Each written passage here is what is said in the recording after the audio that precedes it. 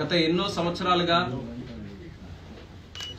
ఆంధ్ర ప్రజలకి ఆంధ్ర రాష్ట్ర ప్రజల ఆత్మ గౌరవానికి ఎన్నో విధాలుగా ఇబ్బంది కలిగిస్తున్నటువంటి విశాఖపట్నం స్టీల్ ప్లాంట్ తాలూకా సమస్య పరిష్కార మార్గం వైపు అడుగులు వేసేందుకు నిన్న cabinet committee of economic affairs అధ్యక్షతన జరిగినటువంటి ఆ సమావేశంలో 11,440 కోట్ల రూపాయలు విశాఖపట్నం స్టీల్ ప్లాంట్ కి రిలీజ్ చేయడం జరిగిందని ఆనందంగా తెలియజేసుకుంటున్నాను. విశాఖ ఉక్కు ఆంధ్రుల హక్కు అనే నినాదాన్ని కేంద్ర ప్రభుత్వం అలాగే ముఖ్యంగా ప్రధానమంత్రి నరేంద్ర మోదీ గారు కాపాడినందుకు గౌరవించినందుకు ఆంధ్రప్రదేశ్ రాష్ట్ర ప్రజల తరపున 5 కోట్ల మంది జనాభా తరపున హృదయపూర్వకమైనటువంటి ధన్యవాదాలు ప్రధానమంత్రి గారికి సందర్భంగా తెలియజేసుకుంటున్నాం. ఇందులో ముఖ్యంగా ఈ 11,440 కోట్ల రూపాయలు సుమారు 10,300 కోట్ల రూపాయలు డైరెక్ట్ ఈక్విటీ కింద అలాగే 1,140 కోట్ల రూపాయలు 7% అందులో non cumulative preference share capital కింద కన్వర్ట్ చేసే విధంగా ఈ యొక్క సహాయ సహకారాలు చేయడం జరుగుతుంది. ఎంతో కాలంగా ఈ యొక్క సమస్య జటిలంగా ఉంది, ఏమవుతుందో తెలియదు. ఒక అయోమయ పరిస్థితిలో ఉన్నటువంటి విశాఖపట్నం స్టీల్ ప్లాంట్ కి రాష్ట్ర ప్రభుత్వం కేంద్ర ప్రభుత్వం ఇద్దరు కూడా ఒక హామీ ఇచ్చాం, ప్లాంట్ ని ఖచ్చితంగా నిలబెడతాం అని ఏదైతే మాట ఇచ్చామో ఆ మాటని ఈ రోజు నిలబెట్టుకున్నామని కూడా ఆంధ్ర రాష్ట్ర ప్రజలకి సందర్భంగా తెలియజేసుకుంటున్నాం. అయితే ఒక పక్కన దీనికి ప్రధాన కారణం ప్రధానమంత్రి నరేంద్ర మోదీ గారు అయితే మరొక పక్కన ఇది ఇంతవరకు కూడా తీసుకొని రావడానికి గత 7 నెలలుగా ఆంధ్రప్రదేశ్ రాష్ట్ర ముఖ్యమంత్రి వర్యులు నారా చంద్రబాబు నాయుడు గారు కూడా ఎప్పటికప్పుడు ప్రధానమంత్రి గారిని కలిసినప్పుడు ఇదే ఒక ప్రధానమైన ఎజెండాగా దీన్ని ప్రస్తావిస్తూ దీనికి సంబంధించి న్యాయం చేయాలని ఎన్నో సందర్భాల్లో కోరడం కూడా జరిగింది. ఆ యొక్క రిక్వెస్ట్ ని అంగీకరిస్తూ కేంద్ర ప్రభుత్వం యొక్క నిర్ణయం కూడా తీసుకుంది. అందులో ముఖ్యమైన వ్యక్తి మనం ఈ రోజు తెలుగు ప్రజలు ధన్యవాదాలు తెలియజేయాల్సినటువంటి వ్యక్తి మన స్టీల్ మినిస్టర్ గారు అన్న కుమారస్వామి గారు. ఆయనకి కూడా రాష్ట్ర ప్రజల తరఫున ప్రత్యేకమైనటువంటి ధన్యవాదాలు తెలియజేసుకుంటున్నాం. ఆయన మొదటి నెలలోనే విశాఖపట్నం స్టీల్ ప్లాంట్ తాలూకా సమస్య ఒక కేబినెట్ మినిస్టర్ గా నేను కూడా ఈ రోజు ఉన్నాను కాబట్టి ఆయన కూడా తెలియజేశాం. అప్పటికే ఒక చర్చ అనేది కేంద్ర ప్రభుత్వంలో జరుగుతున్న సందర్భంలో కుమారస్వామి గారు కూడా దీని మీద లీడ్ తీసుకొని కేవలం పై స్థాయిలో ఉన్నటువంటి అధికారులే కాకుండా కార్మికులందరితో కూడా కలిసి ఆ రోజు ఒక పటిష్టమైన హామీ ఇవ్వడం జరిగింది. భారతదేశంలోనే ఒక ఉన్నతమైనటువంటి సామర్థ్యం కలిగిన స్టీల్ ప్లాంట్ మన వైజాగ్ స్టీల్ ప్లాంట్ ని ఖచ్చితంగా కేంద్ర ప్రభుత్వం కాపాడుకుంటుంది, దాన్ని అన్ని విధాలుగా రివైవ్ చేస్తుంది, అదే మా లక్ష్యం అని చెప్పి ఆయన కూడా మాటిచ్చారు. ఆ మాటని నిలబెట్టుకోవడానికి స్టీల్ మినిస్టర్ గా ఆయనకి ఎన్ని రకాలైనటువంటి ఒడిదొడుకులు వచ్చినా సరే కమిట్మెంట్ తో ప్లాంట్ మీద శ్రద్ధతో ఈరోజు ఆయన కూడా ఎంతో సహకారం మినిస్టర్ గా ఈరోజు రాష్ట్ర ప్రజలకి ముఖ్యంగా స్టీల్ ప్లాంట్ కి ఆయన సహకరించడం జరిగింది కాబట్టి ఆయన కూడా ధన్యవాదాలు తెలియజేసుకుంటున్నాం. ఈ యొక్క ప్యాకేజ్ ఏదైతే ఉందో 11,440 కోట్ల రూపాయలు, ఈ ప్యాకేజ్ అంతా కూడా ప్లాంట్ తాలూకా రా మెటీరియల్ ఇబ్బందులు ఏవైతే కొన్ని ఎదుర్కొని ఉన్నాయో అలాగే 3 బ్లాస్ట్ ఫర్నేస్లు ఉన్నాయి. ఈ 3 బ్లాస్ట్ ఫర్నేస్లు కూడా మళ్ళీ రివైవ్ చేసి పూర్తి ప్రొడక్షన్ లో ప్లాంట్ ని ఆపరేట్ చేయడానికి ఒక లక్ష్యంగా పెట్టుకొని ఈ క్యాపిటల్ ఇన్ఫ్యూజన్ ని మనం తీసుకొని రావడం జరుగుతుంది. మీరు గమనిస్తే మొన్న జరిగినటువంటి ఎన్నికల్లో ఆంధ్రప్రదేశ్ ప్రజలందరూ కూడా ఒక నిర్ణయం తీసుకొని రాష్ట్రంలో కేంద్రంలో ఎన్డీఏ ప్రభుత్వాన్ని గెలిపించడం జరిగింది. సరైనటువంటి ప్రభుత్వం సరైన నాయకులు పనిచేసే నాయకుల్ని గాని ఎన్నుకుంటే దాని పరిణామాలు ఏ రకంగా ఉంటాయనడానికి ఈ 7 నెలలుగా డబుల్ ఇంజిన్ ఎన్డీఏ ప్రభుత్వం చేసినటువంటి కార్యక్రమాలే ఒక పెద్ద ఉదాహరణ. అందులో మణి కిరీటం లాంటిది ఈ యొక్క స్టీల్ ప్లాంట్ తాలూకా ఆర్థిక సహాయం అనేది కూడా తెలియజేస్తున్నాను. మరి దీనికి సంబంధించి గత 7 నెలలుగా ఇది ఒక రకంగా అతిపెద్ద సహాయ సహకారం ఈ రోజు స్టీల్ ప్లాంట్ కి సంబంధించి అయినప్పటికీ కూడా గత 7 నెలలుగా అనేక కార్యక్రమాలు దీనికి సంబంధించి చేశాం. వచ్చిన వెంటనే కొత్త ప్రభుత్వం ఏర్పడిన వెంటనే క్రిటికల్ స్టేజ్లో స్టీల్ ప్లాంట్ ఉంటే అప్పుడు కూడా మినిస్టర్ గారి తాలూకా సహకారంతో సుమారు 1640 కోట్ల రూపాయలు ఒక ఆర్థిక సహాయం కూడా చేయడం జరిగింది. దానివల్ల 2 బ్లాస్ట్ ఫర్నెస్లు మళ్ళీ ఫుల్ ఫ్లెడ్జ్డ్ గా రన్ చేసే అవకాశం దక్కింది. దానితో పాటు శాండ్ మైన్ తాలూకా ఇష్యూ, క్వార్ట్స్ తాలూకా ఇష్యూ, అలాగే మిగిలిన మైన్స్ తాలూకా మ్యాంగనీస్ తాలూకా ఇష్యూ ఉంటే గత 2 సంవత్సరాలుగా కిందటిసారి ఉన్నటువంటి రాష్ట్ర ప్రభుత్వం ఆంధ్రప్రదేశ్ రాష్ట్రంలో స్టీల్ ప్లాంట్ మీద ఉన్నటువంటి అశ్రద్ధతో అసలు పట్టించుకోకపోవడం వల్ల అప్పుడు ఉన్నటువంటి మైనింగ్ లైసెన్సులు కూడా రెన్యూ చేయకపోతే మళ్ళీ కొత్త ప్రభుత్వం ఎన్డీఏ ప్రభుత్వం వచ్చిన తర్వాత ఆ లైసెన్స్లన్నీ కూడా మళ్ళీ పునరుద్ధరించి రా మెటీరియల్ అవైలబిలిటీ, అది శాండ్ కానీ మ్యాంగనీస్ కానీ క్వార్ట్స్ కానీ ఇవన్నీ కూడా రీఅవైలబుల్ చేయించాం. 1640 కోట్లు మొదటి ప్యాకేజ్ కింద ఆర్థిక సహాయం చేశాం. ఈరోజు ఫుల్ ఫ్లెడ్జ్డ్ గా ఒక కమిట్మెంట్ తో మరి ఎవరికి కూడా స్టీల్ ప్లాంట్ అంటే ఎక్కడ కూడా కన్ఫ్యూజన్ లేకుండా విశాఖపట్నం స్టీల్ ప్లాంట్ ఎన్నో సంవత్సరాలుగా ఏ ఉద్దేశంతోనైతే అది ఏర్పడిందో దాన్ని ఫుల్ ఫ్లెడ్జ్డ్ గా రన్ చేయాలి. 3 బ్లాస్ట్ ఫర్నెస్లు కూడా రన్ చేయాలి.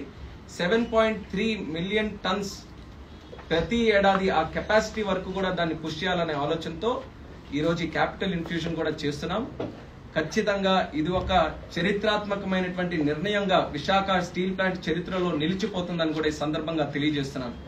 చరిత్ర ఒక్కసారి గుర్తు చేస్తే గతంలో కూడా steel plant, Vizag steel plant కి సంబంధించి కొన్ని సమస్యలు వచ్చాయి. అందులో సుమారు 99-2000 కాలంలో వాజ్పేయి గారు ప్రధానమంత్రిగా ఉన్నప్పుడు ఇదే రకమైనటువంటి సమస్య వస్తే అప్పుడు రాష్ట్రంలో ముఖ్యమంత్రిగా చంద్రబాబు నాయుడు గారు ఉన్నారు. అప్పుడు తెలుగుదేశం పార్టీ ఎన్డీఏ ప్రభుత్వంలో ప్రధాన పాత్ర పోషిస్తే ఆ తెలుగుదేశం పార్టీకి పార్లమెంటరీ నాయకుడుగా ఎర్రనాయుడు గారు ఉన్నప్పుడు ఒక ప్రత్యేక డెలిగేషన్ ని అప్పుడు ప్రధానమంత్రి గారి దగ్గరికి తీసుకొని వెళ్లి ఆ రోజు ఉన్నటువంటి సమస్యలన్నీ కూడా స్పష్టంగా వివరించిన తర్వాత వాజ్పేయి గారు కూడా ఒక మంచి ఉద్దేశంతో ఆంధ్రప్రదేశ్ రాష్ట్ర ప్రజల పట్ల ఉన్నటువంటి గౌరవంతో అప్పుడు సుమారు 1340 కోట్ల రూపాయలు డెట్ రీస్ట్రక్చరింగ్ అనేది ఆ రోజుల్లో చేయడం జరిగింది. దానివల్ల ఒక కొత్త ఊపిరి ఆ రోజు విశాఖ స్టీల్ ప్లాంట్ కి వచ్చి దాని అభివృద్ధి కోసం ముందుకు నడిచే అవకాశం దక్కింది.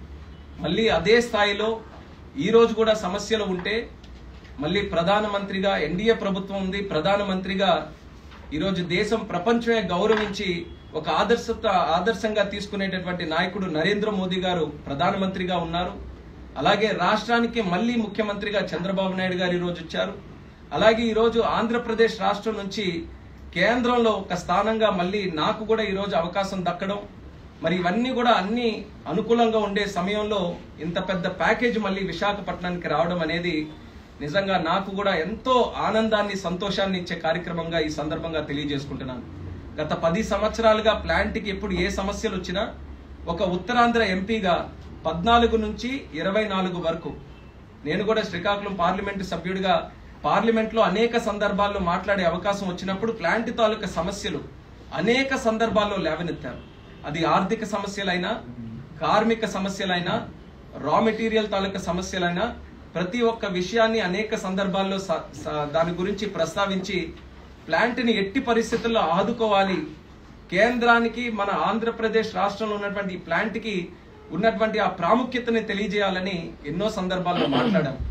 వాటన్నిటిని కూడా గుర్తు చేసుకుంటే ఈ రోజు అచీవ్ చేసినటువంటి సక్సెస్ ఈ రోజు నిజంగా ఎంతో ఆనందాన్ని ఇస్తుంది. ముఖ్యంగా ఈ ఆనందాన్ని మా కార్మిక సోదరులందరికీ కూడా ఈ సందర్భంగా శుభాకాంక్షలు తెలియజేస్తున్నాను. వాళ్ళు కూడా ఎంతో కాలం నుంచి ఈ యొక్క క్యాపిటల్ ఇన్ఫ్యూజన్ తీసుకొని రావాలని వాళ్ళ తరఫున కూడా ఎన్నో రకాలైనటువంటి కార్యక్రమాలు చేశారు.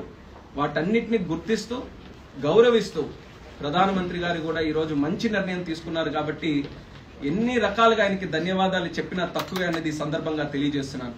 అయితే ఇందులో ముఖ్యంగా గమనించాల్సినటువంటిది, మొన్ననే విశాఖపట్నం కూడా ప్రత్యేకంగా ప్రధానమంత్రి అయిన తర్వాత అధికార కార్యక్రమం మొట్టమొదటిది మన ఉత్తరాంధ్ర ప్రాంతం విశాఖపట్నంలోనే ప్రధానమంత్రి గారు కూడా వచ్చారు.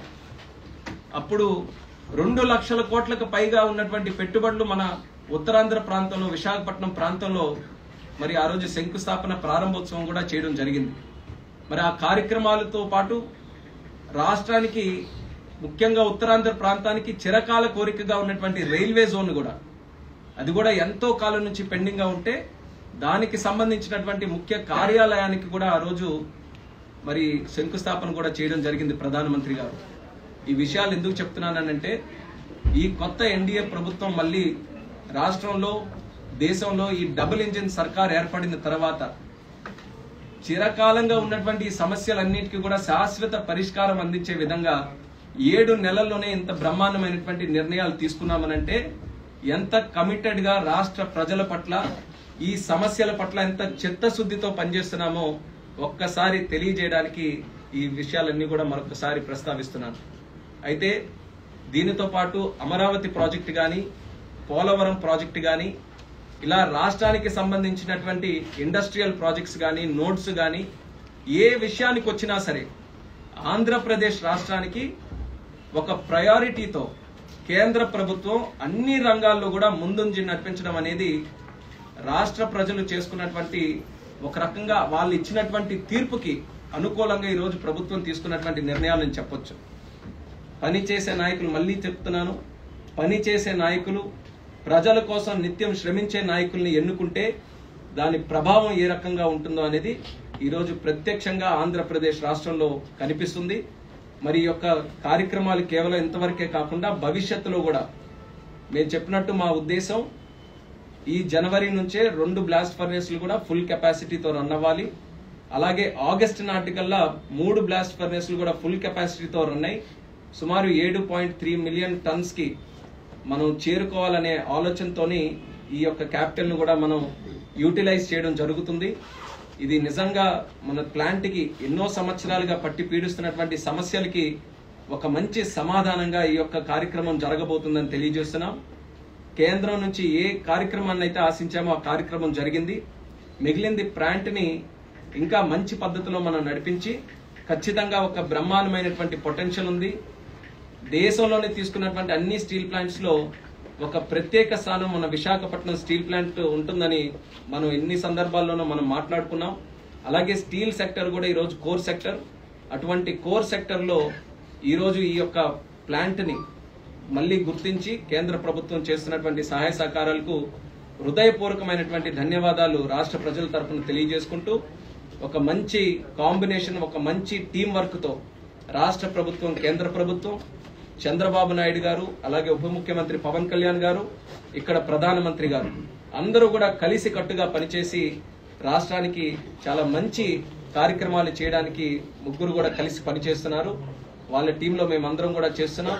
అలాగే మన అన్న కుమారస్వామి గారు కూడా ప్రత్యేకమైనటువంటి దృష్టి, ఫోకస్ ఈ యొక్క వైజాగ్ స్టీల్ ప్లాంట్ మీద పెట్టి ఈ కార్యక్రమం ఎంతవరకు తీసుకొని రావడానికి తను వ్యక్తిగతంగా కూడా చాలా కృషి చేశారు.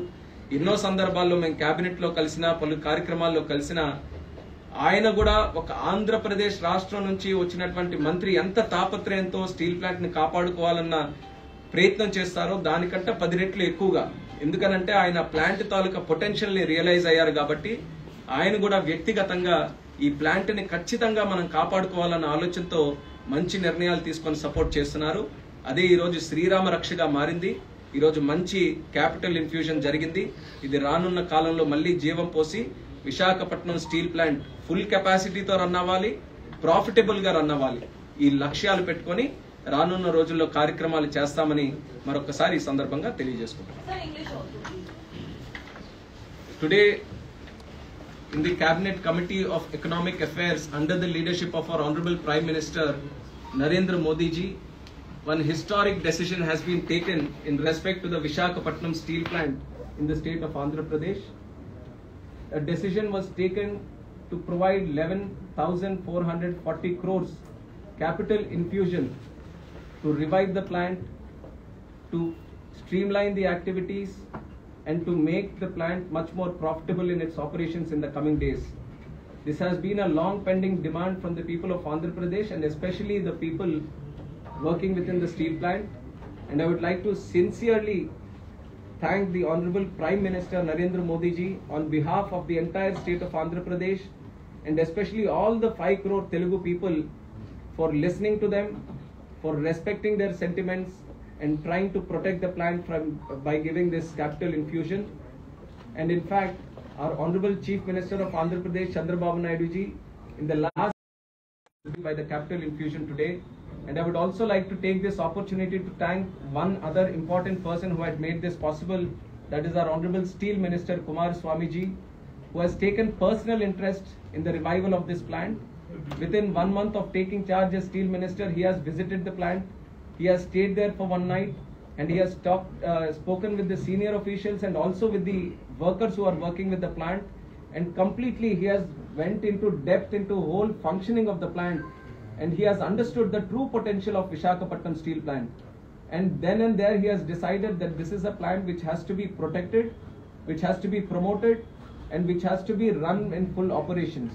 And during his tenure in the last 7 months, he has given a wholehearted support in many different ways, and today his support has also been seen in the kind of capital infusion that has been given today, and we are receiving 11,440 crores, out of which 10,300 is a equity capital and 1140 is going to be a share capital which is going to be realized later, and this is going to help us in the raw material procurement.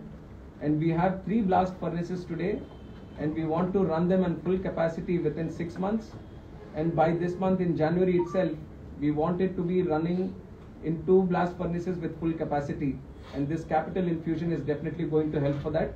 I just want to remind one historical moment where Visakhapatnam steel plant had a similar kind of problem 20 years back, and it was the time when NDA government was there in the center, and at that time Honorable Prime Minister was Atal Bihari Vajpayee ji, and in the state there was Chandrababu Naidu ji as the Chief Minister, and my father Kinjarapu Yaran Naidu ji, he was the parliamentary party leader of Telugu Desam, which was also a major supporter in the NDA government. And when similar instance was there at that time, and there was a coordination among the Chief Minister and Prime Minister, they have discussed the problem, and at that time 1,340 crores was given as a debt restructuring for the Visakhapatnam steel plant, which infused fresh oxygen to the running of the steel plant, and that took us a long way forward. And today, while Prime Minister Narendra Modi ji is there, and again Chief Minister Chandrababu Naidu ji is there, and today representing the state I am having the responsibility of Cabinet Minister for Civil Aviation.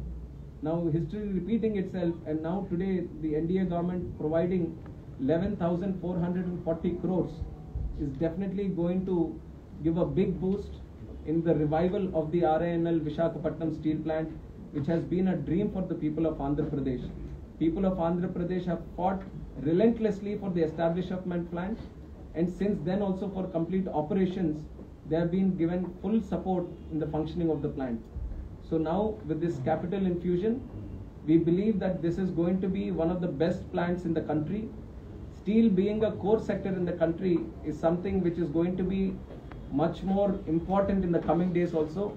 Visakhapatnam, which is a port city and which is one of the logistics hub city in the east coast, and having this kind of steel presence, steel manufacturing presence in that area, is going to be a strategic location not only for the country but also the whole subcontinent and the Southeast Asia. So we see this plant as not only being an important plant for the domestic production but also for international production.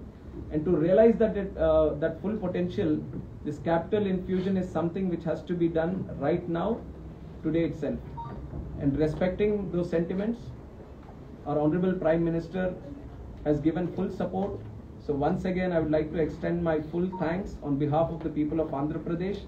This is a historic decision which will go down in the history of the steel plant as a very major decision, and we would like to thank our Minister Kumar Swamiji also, and also our Chief Minister Chandrababu Naidu ji, our Deputy Chief Minister Pawan Kalyan ji, who have been continuously working together in coordination. Both the state government and central government have been in total coordination in trying to provide full support to the Visakhapatnam steel plant.